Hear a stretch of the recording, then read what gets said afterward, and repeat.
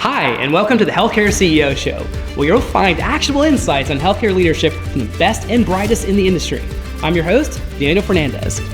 Let's get a pulse. Today, we're going to be talking with Dr. Joshua Rosenthal. He is the CEO and founder and clinical psychologist of the Manhattan Psychology Group. Josh, welcome to the show. Thanks for having me.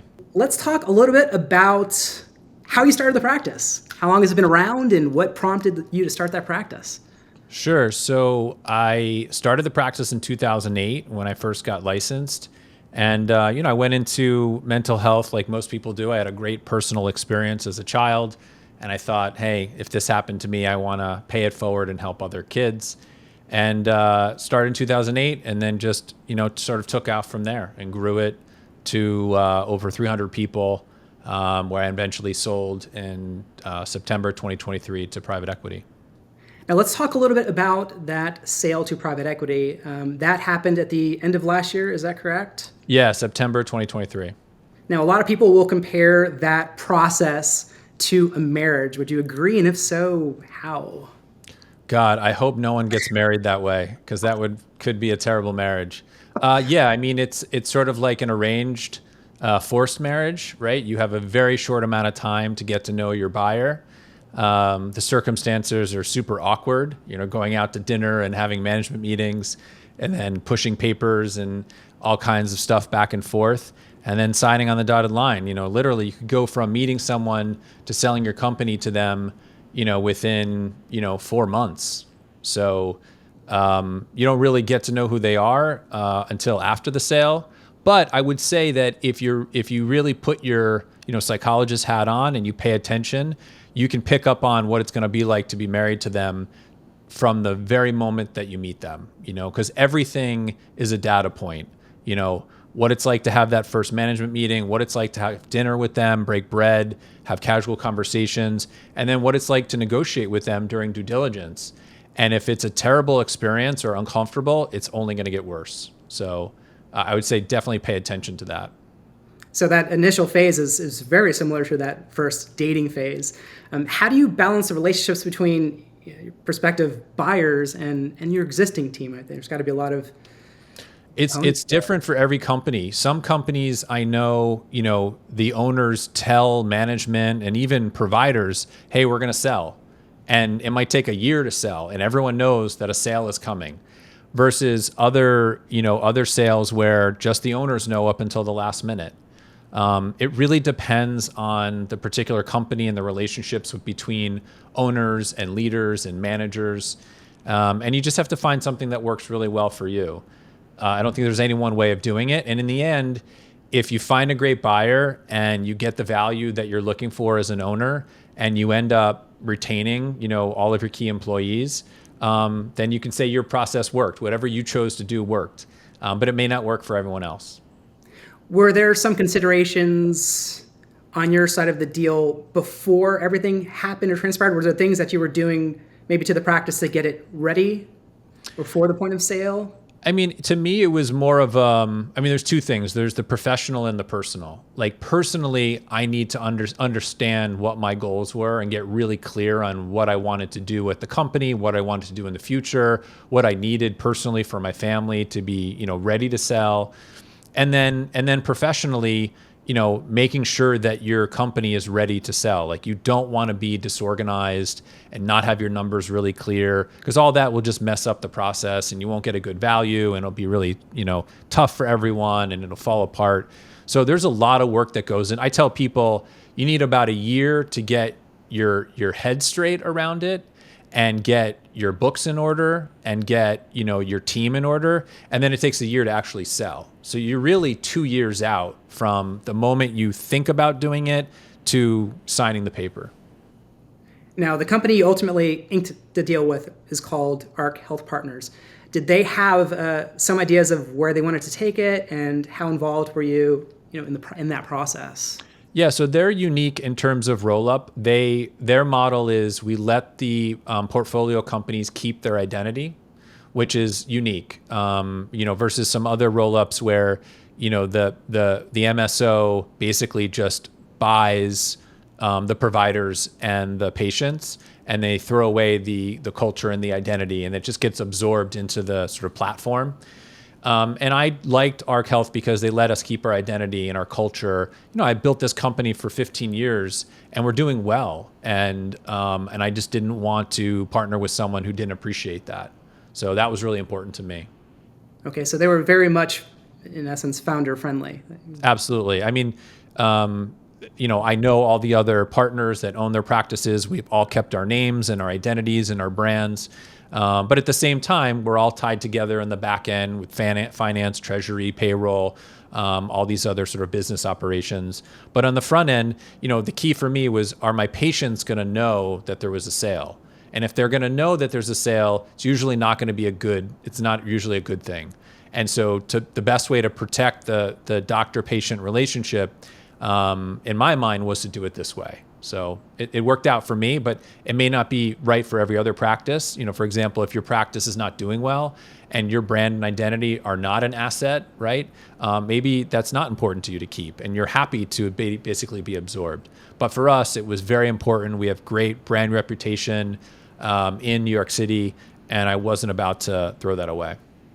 Were there any challenges that you had to overcome, maybe during the integration phase that usually comes soon? Yeah, integration is, I think, the hardest part. Once you find the buyer that you want to partner with, once you go through due diligence and you sell, that's when the real work starts.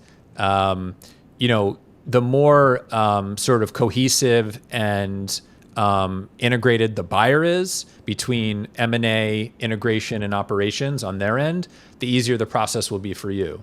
And it's always bumpy. It doesn't matter how great they are. It will always be bumpy. And that's where it comes in, paying attention to those red flags from the beginning of the relationship. Meaning, if you have a good foundation going into the sale, meaning like you guys have worked through some tough stuff, you've preserved the relationship, you get to know each other better. Once you hit those bumps, it'll be easier to work out. Meaning you're trying to resolve things in good faith. You're not trying to be difficult, but there would definitely be bumps. And it's just a matter of, partnering with your buyer and trying to find a good faith way of solving those problems. Are there any, is there anything that the PE firm wanted to integrate that maybe you push back on? I mean, sometimes they're looking for quick integration, and maybe you're not as keen to implement as quickly. Yeah, I think when we signed on, they let us keep all of our software in process. Our HR software, our EMRs, our payroll software, and we knew that we were eventually going to have to give some of those up. But the fact that they let us do it over time was really important, because they understood that if you force it down our throat, again, it's going to trickle down and affect the patients, because providers are going to get upset, they're going to leave, and then patients are going to be upset. So they were, thoughtful, and they're still thoughtful about it, right? Like trying to do it in steps. In the end, they have to make decisions that you may not like, even if you're preserving your identity. But that comes with the territory. You sell your company, you lose, ultimate control, and you have to play game. You have to play ball with them, even if you don't like it. That makes sense. Now, people, this is no secret to you, are resistant to change by nature, right? So when there is a period of change, how do you prevent attrition? Attrition seems to be one of the things. That's a great question. So the way I like to think about it is the way you go in is the way you go out. So if you hire people thoughtfully and you treat them with respect and you provide opportunities and you pay them well and you train them and you create a wonderful culture around them, then all that goodwill that you've built up, you get to cash that in when the times are tough. It could be COVID, during COVID, we basically doubled down. People were withdrawing and shutting down and pulling back, and we just ate everyone's lunch. I mean, we grew exponentially during COVID. And that's because we had a very strong culture, very strong team, strong leadership, and we were able to come together. And the same thing happens during a sale. That you will absolutely lose people if your culture and your relationships within the organization are not strong. So you really have to think about antecedently, is my company able to withstand something like this? And if it's not, then I recommend other things. Okay. What would you tell somebody who is managing a practice today that may be considering working with a PE firm? How it will change the dynamics and so on. And just to be clear, just in terms of terminology, so ARC Health Partners is an MSO. They're backed by a PE firm, which is Okay. Thurston Capital. I mean, it's fine for conversational sake, but I just wanted to make sure everyone understood that. So what would I tell someone who's considering a sale? I would say, even if you're small, there's no harm in talking to a broker or a banker about selling. They'll look at your business. They'll give you a valuation. Usually these things don't cost any money, and they'll give you ideas about what you should, either do now to get ready for a sale, or if you are ready for a sale. So I think conversations are a wonderful thing. Everyone gets like a little cagey and they'll keep it confidential. So it's not like everyone will know that you're thinking about selling. And I'd say even if you're small, there's a lot of MSOs and private equity that are interested in smaller quality shops. If you have a quality company, it used to be sort of volume and large numbers and, huge growth. All that is out the door now. People realize that is all smoke and mirrors.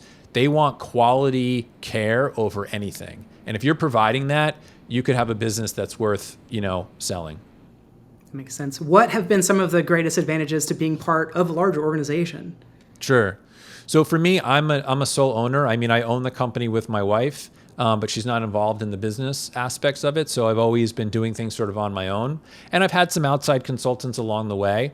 But to really partner with someone who we're completely aligned, meaning I do well, ARC does well, Thurston does well, has been new for me. They have a whole suite of executives and leaders who have done this before, and there's just a number of different ways they help.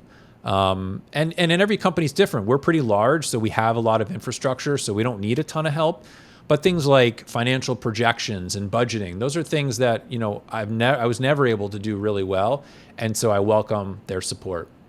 That's brilliant. So instead of being solo CEO, you have an entire set of resources you can leverage as part of a larger organization, which makes sense. They try not to encroach, meaning they see themselves as consultants, right, there for support, rather than dictators telling us how to run our practice. That makes sense. What does the next 3 years look like for your practice? I mean, I think the sky's the limit. Thankfully, we're doing well. We're growing. We're able to hire. We're able to get referrals. So for us, it's really just about continuing to provide great quality care, expanding existing service lines, coming up with new service lines, maybe opening up additional offices. I mean, there's just so much opportunity in New York City. Even though we're a cash practice, there's still tons of opportunity, in and around the greater New York City area. Continuing to develop our staff, attract more talent, build out more systems. I think also the thing that working with an MSO or a PE will teach you is that there's a lot of benefit from creating templates and systems that maybe you don't spend a lot of time on when you're just yourself. But if you can do that, you really find ways to be more efficient and scale easier, right? So those are things that have been, we're thinking about doing, we're doing more of. It's sort of working on the business a little bit more than necessarily always in the business. So yeah, we're excited about that. Now, I know I speak for absolutely everybody listening to this show right now when I ask this next question. The industry seems to be plagued with recruitment issues, attrition issues. Any favorite tips or tricks that you'd want to share? Yeah, I think I hear that a lot. I hear, first of all, it's hard. It's more competitive, right? You have all these national telehealth practices coming in. You have hospitals and insurance companies buying behavioral health practices. So and then also with COVID and telehealth, now anyone can open up have a website and a practice, and that's it, right? So there's way more competition. And then on the flip side, it's equally hard to hire providers. Providers have, you can go work in an online platform, you can join a group, you can start your own. So that causes a lot more competition among referrals. I would say, in terms of hiring, really think about the money is one thing, and some people will chase the money, but everything else, like right now, a lot of people are looking for stability. They want like a stable job where they can count on the money and they can, a good, work environment with career opportunities and flexibility. If you can try to put all those things together, it's expensive and it's complicated, and you may not make as much as hiring, let's say, a 1099 who's doing a couple hours here or there. But those are how you keep people and you retain them. So I would say really trying to think about building like an entire experience. Like if you were looking for a job, what would you want? It seems kind of simple, but I think a lot of people don't think about it from the other person's point of view. If you were to weigh the importance of acquiring new patients or acquiring new talent, how would you weigh them? Oh, that's so hard. It depends on the service line, right? Like if you're talking about, counseling services, it takes a long time to ramp up. So you kind of need to have both. You have to have a wait list of families ready to start, and then you need to have the provider ready to go so you can quickly fill up their caseload. If you're talking about ABA services, one family receiving ABA, that's 10, 20, 30 hours a week. So you only need one client for them, when you hire that one provider. So I think it depends on the service line. Ultimately, you're trying to do both at the same time because you really can't do one without the other. But it's a little bit of a timing issue. You might lose money in the beginning, but you'll catch up. That's where it comes down to knowing your numbers and being able to project out how things are going to go, right? So if you know it's going to take me 3 months to ramp up, but by month 6, I'm going to be break even, and then I'm going to be profitable in 6 to 12, then you're not as worried about it, But if you don't have those things in front of you, it just feels like you're guessing. So I always tell people, make sure you have good command over your numbers. That makes sense. And 2 final questions. There is a saying that leaders are readers. Do you have a favorite book you've read or one that you would recommend? Wow, that's a good one. I always keep going back to Blue Ocean Strategy. The difference between a red ocean and a blue ocean, trying to think about what is everyone doing and what is no one doing. And, you can just keep doing what everyone else is doing, and that's fine. And there might be business opportunities there. But if you can come up with something that other people aren't doing, usually you can, I like to say, follow the breadcrumbs and find something that's new, outside the box, that there may be quite a market for. So that's a good book I really like. Nothing else is coming to mind right now. Okay, and final words of wisdom from Dr. Joshua Rosenthal. Anything that you would tell to our listener who's out there who may be in a similar position to you, who may be looking to sell a practice, who may have just sold a practice? I guess it comes back to what I said before about just getting clarity for yourself. Like, it's really important that you understand who you are and what you want and where you get joy. Like, I knew I wasn't going to do therapy forever, so I stopped seeing patients about 4 years ago. And that was the best move for me. I was sort of unhappy. I didn't really know why. I felt really confused about stopping to see patients. That was my identity. And what I realized is that I can have a new identity, right? Like, your identity is not static, and you can be good at multiple things, not just being a clinician. And so I think that, the faster you can get to that clarity for yourself, the faster you can figure out what your goals are and then what you need to do to accomplish those goals, whether it's selling, whether it's growing, whether it's joining a roll-up, whether it's joining and keeping your identity. So I'd say like that personal self-exploration is definitely the first step. Thank you. And with that, we'll bring our show to a close. I want to thank you for joining us today. Thank you for having me. Thank you for joining us on the Healthcare CEO Show. If you've enjoyed this episode, don't forget to subscribe on your favorite podcast platform for more insights from the top. Until next time, lead boldly and care deeply. See you on the next episode.